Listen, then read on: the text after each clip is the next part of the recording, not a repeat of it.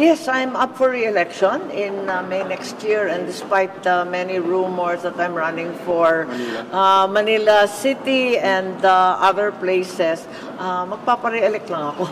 Ma'am, paano po kayo mag-campaign considering the political landscape that we have now, na naman natin we are caught within so many forces?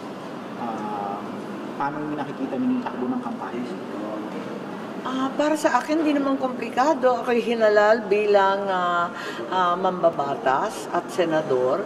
So, kung ano yung trabaho ko, kung kailangan ibunyag ang katotohanan, kung may hindi matutuwa, kung may magagalit o magtatampo, magtiisan na lang po tayo kasi yan ang trabaho natin at ang aking pananagutan ay sa mga mamamayang Pilipinong bumoto sa atin. Sasama po ba kayo sa administration slate or will you... Hindi ko nga alam kung kasama ako, nakikita ko yung iba't ibang slate.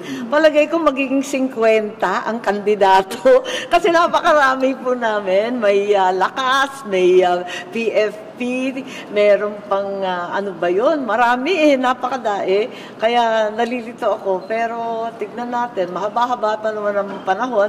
Ang politika sa Pilipinas ay laging basketball. Kaya abangan ang last 2 minutes.